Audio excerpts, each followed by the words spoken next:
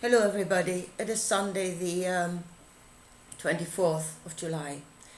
I want to talk about the spirit of Egypt and what spirits are and what they do.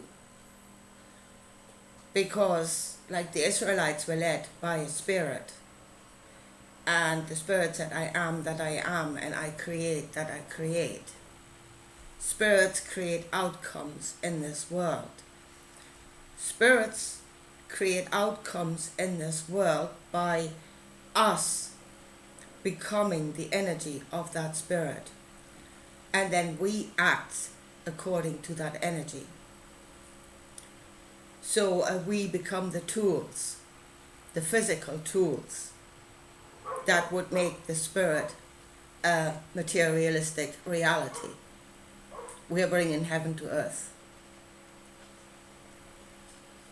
So how do you create a spirit? And from what I can see, it is a thought construct.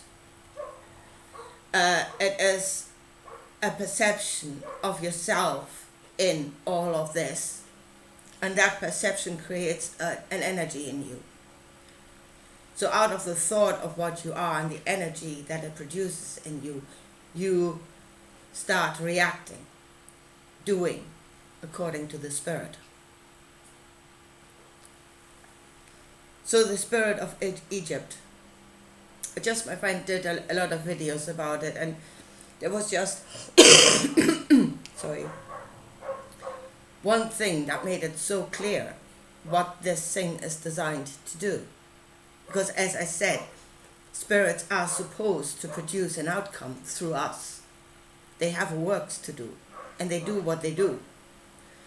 So what was the purpose of the spirit of Egypt? This whole elaborate thinking of who they thought they were, of the afterworld, how this all works,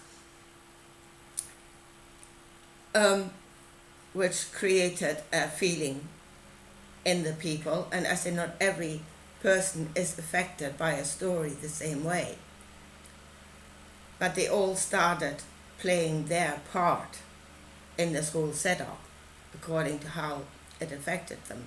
They started playing their role. So what is the purpose of the spirit of Egypt? And it is actually clearly stated, but when you see these videos about Egypt, what the purpose was. It was to ensure the continuation of kingship. That was the purpose of the spirit of Egypt, that it would ensure the continuation of a system by which the few would rule over the many. That is the purpose of that spirit. It is the purpose of all those stories. It is the purpose of the perception that it gives you, of yourself in all of this. It is to ensure the continuation of kingship. That is its own purpose. That there should continuously be an elevated few that would rule over everything else. That is what it creates. That is what the spirit of Egypt creates. It creates that system. And it creates in the people feelings that would make them play one role or another inside of that system, unconsciously. Maybe even thinking that this was the natural order or something. It's not. It's a possibility. But there are plenty other possibilities of how you could organize yourself. So then when Moses left Egypt, and I listened to that because the Spirit said, I do not like your knowledge of Egypt that is within you. They brought with them the knowledge of Egypt. It was the energy of the Egyptian spirit was still in them. And it created what it creates. It created a hierarchy system amongst the Israelites,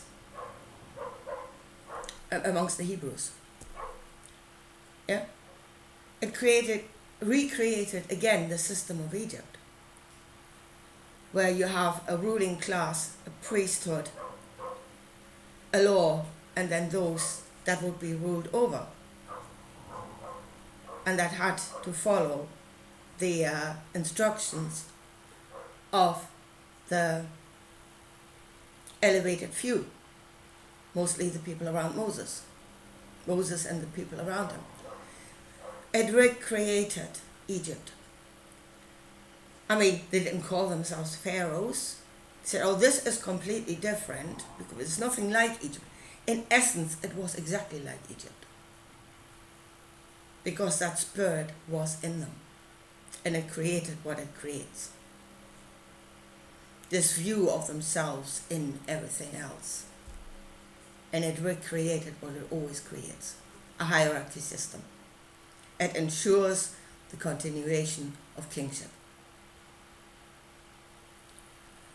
And now fast forward to now, where the knowledge of Egypt is just about everywhere, but especially if you look at what we call the secret societies, Freemasons, stuff like that, and you look at their symbolisms, and you see that the knowledge of Egypt is still there. It's still there. And it's still doing what it always created. It will ensure the continuation of their power, of their kingship.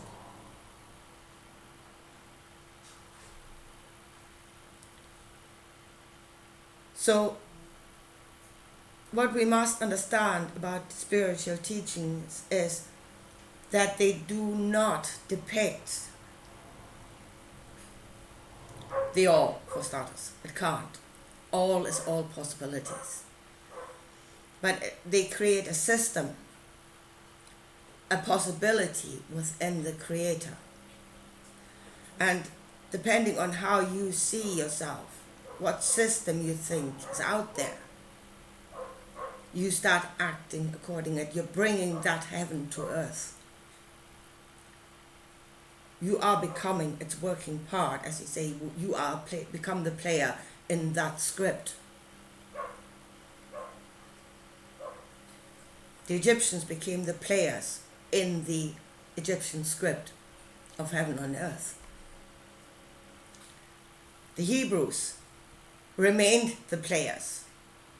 Yeah, they made the play look slightly different, but in essence it was the same. We are still playing under that script. So, as I said, it is not wrong. It is not wrong to create a system. In fact, we must. I mean, right now in America, you can see those that say, oh, there are no boundaries. Everything is possible. You can be whatever you want to be. And we can see the total and utter chaos that is producing.